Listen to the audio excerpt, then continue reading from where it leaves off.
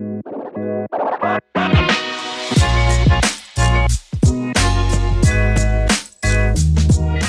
and welcome to The Money Movement.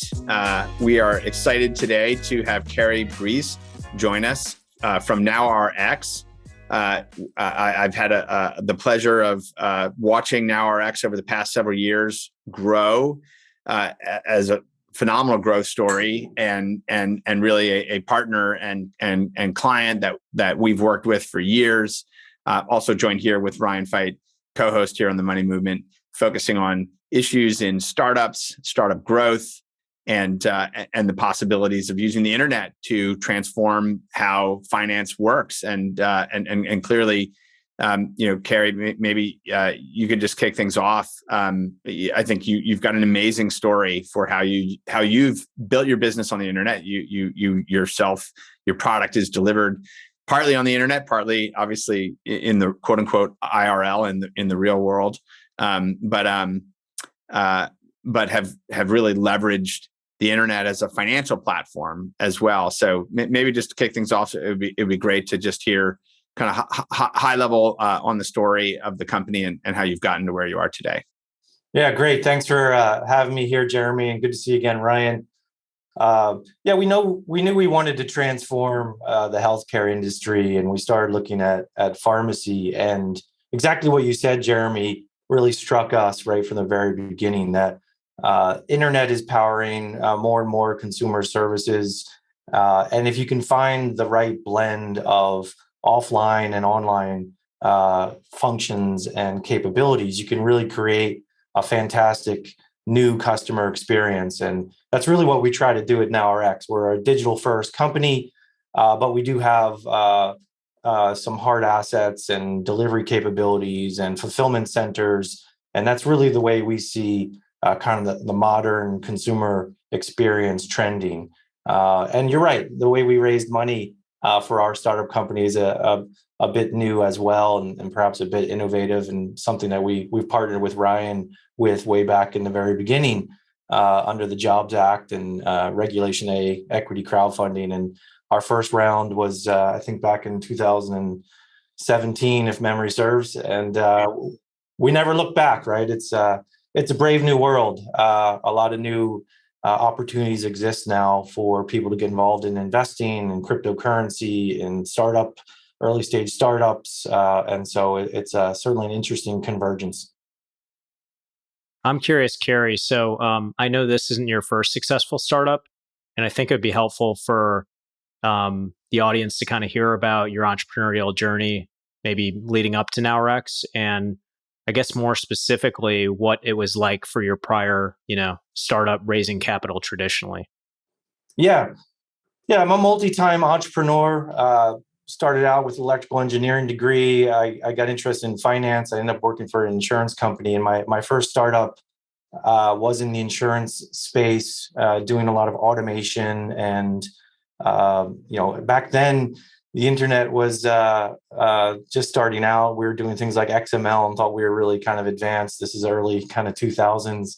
But just automating legacy industries is something that I've always been interested in, and started out doing that in the insurance industry, automating underwriting and quoting processes and claims processing. I sold that company after about 7 years and made a little bit of money, not enough to retire on, but it was enough to try some more startup ventures.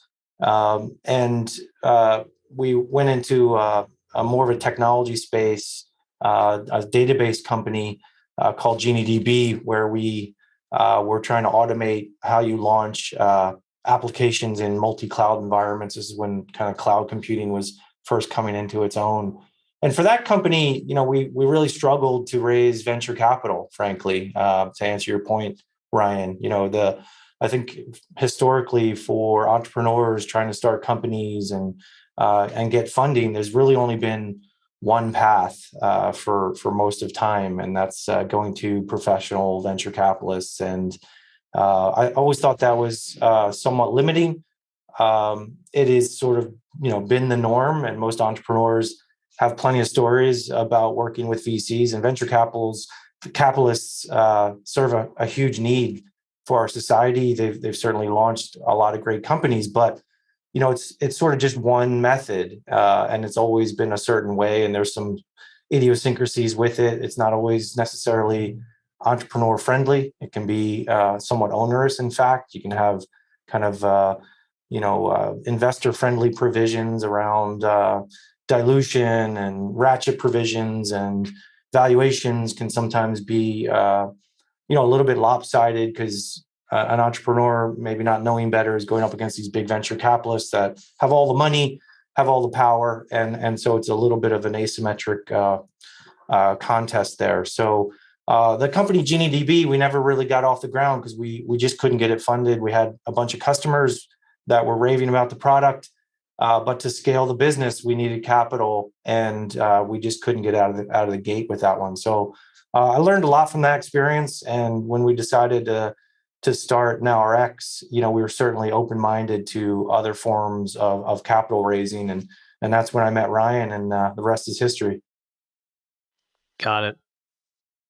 Well, it's been pretty interesting. I think you're one of the very few companies that has sort of taken your entire life cycle through direct, internet capital raising on the internet.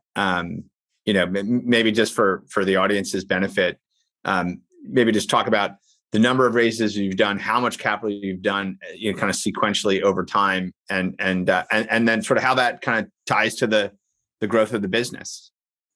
Yeah, we raised some seed funding initially to really get the proof of concept up and running.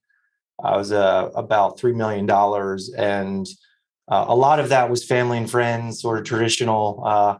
Go ask everyone for $25,000, and we did that for a couple of years. But about $1 million of that was so-called crowdfunded with Regulation CF, which we did with SeedInvest and Ryan under Circle before Circle's time. But and then we had really good success with that. One thing we learned about the NowRx story is, as a delivery pharmacy and creating this kind of world-class customer experience, we noticed that regular customers and just retail type of investors, the concept really resonated with them, and so we took a leap of faith and went out to raise a Series A. And this was after talking to quite a few venture capitalists again, and getting some term sheets we weren't really comfortable with, valuations not really. We thought that fair, and getting some, again, sort of investor-friendly terms that weren't necessarily in our best advantage, and kind of giving up control of the business. So we put together a Series A that was a $7 million raise in an equity crowdfunding environment on the SeedInvest platform. We closed that round in 4 months, and it was spectacular. It was great interacting with retail type of investors. SeedInvest has a great forum where you can comment and interact with investors and ask, answer questions about the company. And we were so successful with that Series A of $7 million that we went out and decided to do a Series B. And that raise was $20 million. We were oversubscribed. We ended up raising $21.5 million in equity crowdfunding. And that was a record. That was a record for SeedInvest, and certainly for us. And we're just the whole industry.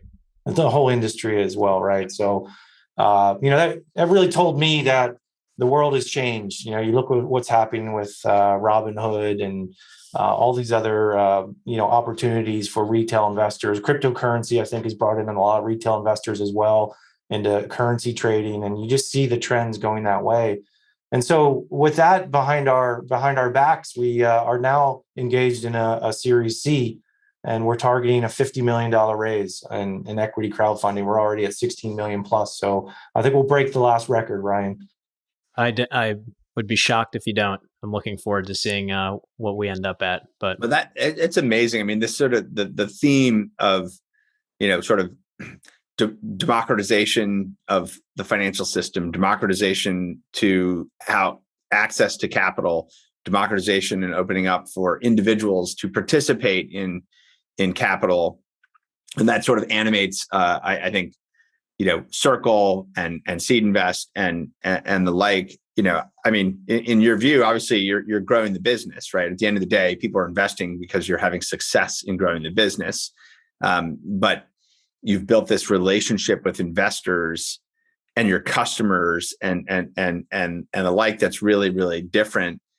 I don't think there's, I'm trying to think out loud, like how many businesses are there that from day one basically built the business with their investors but where you're talking about the broader customer base as well, even being stakeholders in a way. People talk about kind of stakeholder capitalism. That can mean a lot of different things to a lot of different people, but the idea that your customers and your shareholders and the ecosystem you're in can all be connected and grow value together is a really powerful concept. Not just pension funds that put money into venture capital firms or what have you, and there's sort of a directness to that. Have you had? I'd be interested in stories you might be able to share about the kinds of relationships that you have with customer/investors, and how has that informed how you think about building the business, and do you think it's a competitive advantage for you at some level? Yeah, great. I agree with all your comments there. I'll maybe just add on to that and then answer your question more directly. But I look at it this way: we're trying to build a national brand, right? For NowRx, we want to be a national company. We're expanding throughout the country now. Started out at one location in Northern California. We now have 8 locations throughout Northern and Southern California and Arizona. We've just signed leases for new locations in Colorado, in Nevada, in Washington, in Texas. And so we're on a great path, but it's still a bit of work and can be daunting at times to really build that brand recognition, right? When you're a startup, you're going up against incumbents that have more brand recognition and more brand power and probably more financial resources. So as an entrepreneur, I always try to think about, what are the best ways to build that brand in the most efficient way? And for me, crowdfunding, one of the biggest benefits is that every investor that comes into our round through equity crowdfunding becomes a brand ambassador, right? And that's just a given. Yeah. That's the way it works. And so we have plenty of anecdotes of investors that have, spread the word for NowRx, introduced us to maybe their doctor, maybe their friends and family, maybe they live in another town where we don't yet have a service area, but they're asking for us to start a location there, right? So we have this. One of our features on our website is, tell us where you want to launch another NowRx location. So we're pre-seeding territories where we don't even exist yet by having this broad base of now 10,000 plus brand ambassadors that are investors. This last week, Jeremy, I had an investor/customer introduce me to a group of physicians that was really interested in better medication management, preventative medicine, and we've had that conversation, and I think we're going to partner with us. So, what a great, powerful force that is as you're kind of growing a company. And for me, if you look at the long-term play, it always made a lot of sense. And when I talked to Ryan about this in the early days, I think the SEC was really smart to kind of create this new category of company where you can access capital from retail investors, which ordinarily was only open to public companies, right, with publicly traded stock. And you look at big public companies, they have a lot of what we're talking about, right? They have customers that are investors, but that's not usually available to a startup company. And so this emerging growth company concept under Regulation A, I think is really a powerful hybrid between the private company world and the public company world, and puts NowRx on a glide path to become a public company, because we've already built support from retail investors, and that's who we'll be dealing with when we go to an IPO one day. Yeah, I had a couple of related questions. One was like, part of the, now that you're doing Reg A deals like this and bigger, et cetera, the kind of registrations, the financial disclosures, the other things, there's more there. And I know for most closely held private companies and most venture-backed startups, like, you don't have to tell anyone what your revenue is. You don't have to tell them, what's in your P&L, how are your expenses trending, like it's sort of, yeah. And I think, that's one of the reasons why I think a lot of founders have been reticent, like, oh, I don't want to have to go out there with that. But at the same time, right, it's good discipline, right? It's good discipline to say, like, here's my business, here's the details. I'm willing to tell the world, what this is.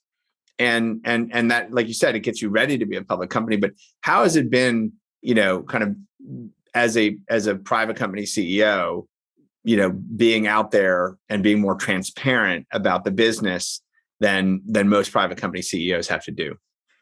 It's definitely more work, but you're right. 100% agree with what you said. It's really good discipline, and frankly, I see it even a little bit more than that. I mean, I think that the private company environment with private investors, where they don't have to disclose things, and they can frankly, they can make projections that are as outlandish as they want. And frankly, in my view, this is my personal opinion, I think that creates even more and more dysfunction, because there's almost an incentive in the private investing world for entrepreneurs to make extreme and outlandish claims about their product or their future.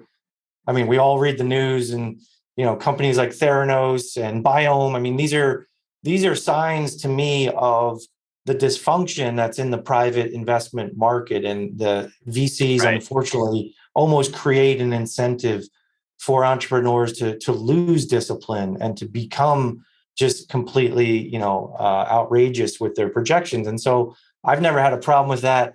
My style has always been more direct and transparent as a business person.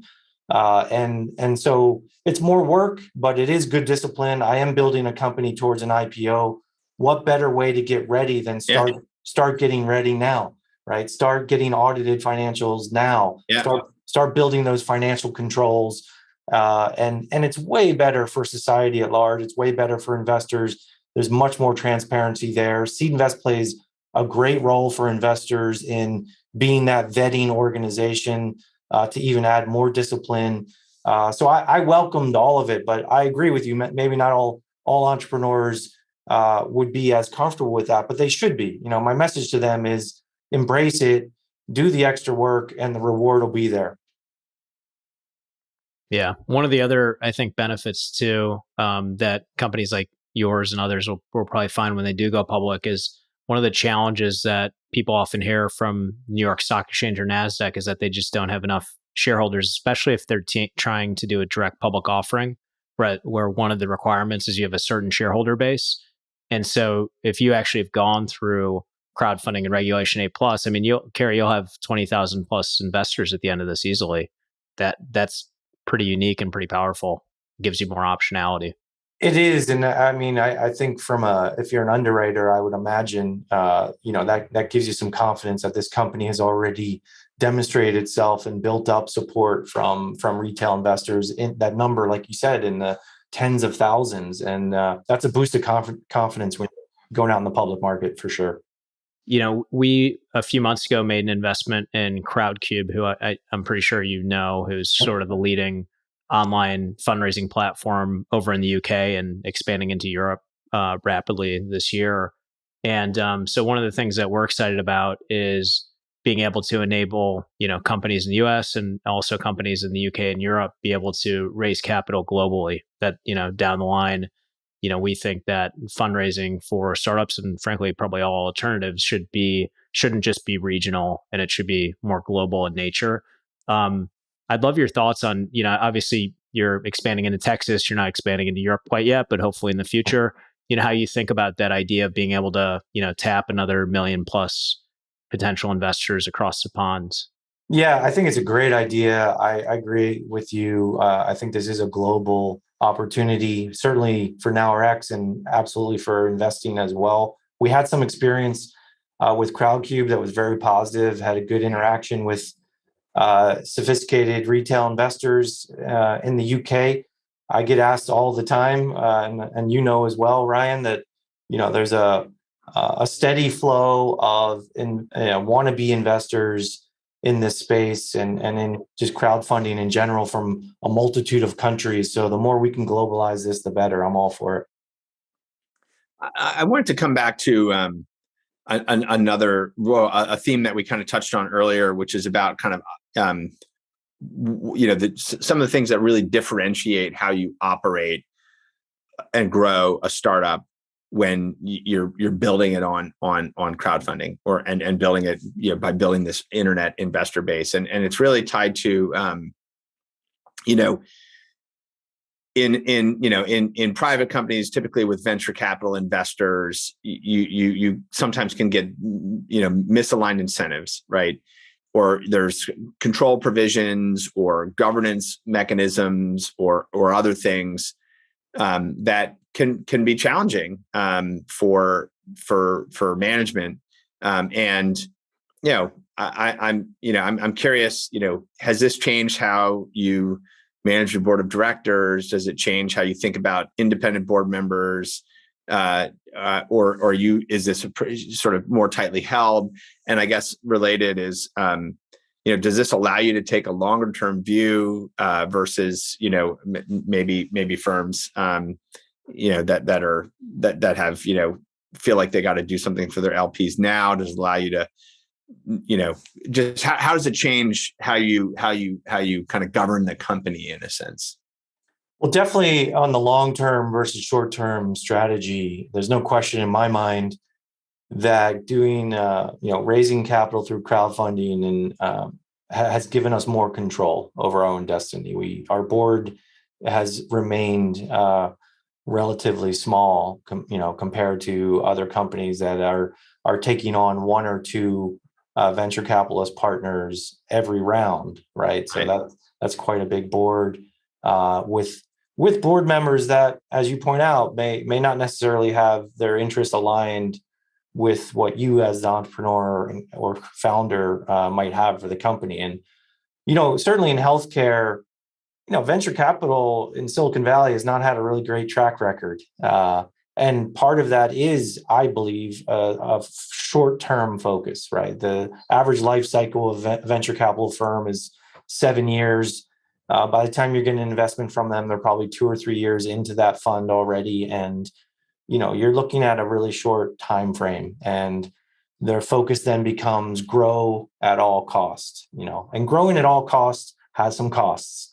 And so we've tried really hard to build a company that has lasting power. We want to build this national brand and a national company in a $450 billion industry. That takes some time, right? And that's okay with us. We love what we do. We run to work every day, and we want to build the company and focus on things like the best customer experience and things that we want to focus on. And sure, we want to grow, but we don't want to grow at all costs. We don't want to grow at the cost of reducing the customer experience below what we think is acceptable, or grow beyond what our systems and platforms can handle at that time, right? So you want to scale methodically and carefully and deliberately, and we're growing really fast. I mean, we grew from 7 million to 14 million to 22 million, and we'll be north of 35 million this year. So we're growing fast. Yeah, that's awesome. But we don't feel outside pressure or other people that we have to satisfy with our growth. We're happy with our own growth where it is, and we're focusing on the things that we want to focus on. So yeah, I think board governance actually becomes more manageable under crowdfunding, and certainly you can keep a longer term focus if that's what you want. It makes a lot of sense. Cary, I'm curious. You talked about the fact that at some point your goal is to go public, and I know you hired a CFO who's taken a couple companies public in the past. How are you sort of thinking about when the right time is for that? What do you think the company needs to sort of accomplish prior to doing that? And a second part of the question would be, to the extent our space in terms of online fundraising is able to provide options for secondary markets a lot earlier in a company's life cycle, is that something that you think would be interesting, if you were doing it over again? So 2-part question. Yeah. When you write for an IPO, we could talk about that all day long probably, but I think in just if a few bullet items, one of the things we want to make sure we have in place is the right level of financial controls, right? So I brought in the CFO, as you pointed out, Mark Marlowe, phenomenal CFO. He's taken several medical technology companies public, so he knows the space, and he's been really almost a founder in the companies that he's taken public, from kitchen table all the way to IPO. So really thankful he's joined the company. Mark's working on bringing in Deloitte and Touche as an auditor, so we're up in our financial audit. We've been an audited company, but now we're bringing in a Big Four. We're migrating off of QuickBooks onto a Microsoft Dynamics accounting system. So there's a number of things. We also brought in a controller. So there's a number of things on the financial side to get ready for that financial reporting burden that comes with being a public company. And this takes, a year or so to develop fully. So that's in motion. As far as the business operations side, there's a lot of kind of kitchen table talk sometimes about, or bar room talk about, do you need 100 million in revenue or 200 million? There's 50 million enough? What's the right kind of float size? I'm not sure. I think, as you pointed out earlier, with 20,000 plus investors already under our belt, I think we might have different parameters that we need to hit. Yeah. Personally, I'd like to see the business grow a little bit more and have more of a national presence. I think that'll be a better story and a little bit more, we'll get a little more support from public markets. But then the other wild card is, what are public markets doing, right? I don't think I would go out today if that was an option. Yeah, hopefully. But it's hard to predict what the market's going to do in the future. So the environment has to be right as well. Yeah. The second part was, today as a private company, there is really no actual secondary market for companies to allow their shares to trade. There's some platforms like Forge and EquityZen and others that NASDAQ private markets, where you can do tender offers and people can kind of sell their shares one-off through more of a brokered process. But there is no liquid secondary marketplace for private securities. You see a lot of stuff in the crypto markets that operate pretty effectively, but not really with, traditional private securities. If you were doing it again, and let's say in 5 years there is a liquid secondary market and you have 20,000 shareholders, do you think that's something that you would entertain in terms of doing it, allowing secondary market liquidity prior to an IPO, a few years ago, let's say? Yeah, we've, you've mentioned that in the past as something that might be, an interesting concept. I think it certainly has some merit. It'd be interesting to see. I haven't been following that part of the market. Like you mentioned, there are some platforms already that kind of dabble in pre-IPO stock and privately held type of stock. So I imagine that would be successful if the right company could pull that together. And I would think you would be in a really great position to do that. And who knows, our IPO may be several years off. We may decide to keep building the company. And if we get good access to capital, that's certainly a possibility. You notice I didn't give you a deadline on when we think we're going IPO. So, yeah. Secondary might be an interesting option for some of the existing shareholders to get a chance to get some return on their money. Got it.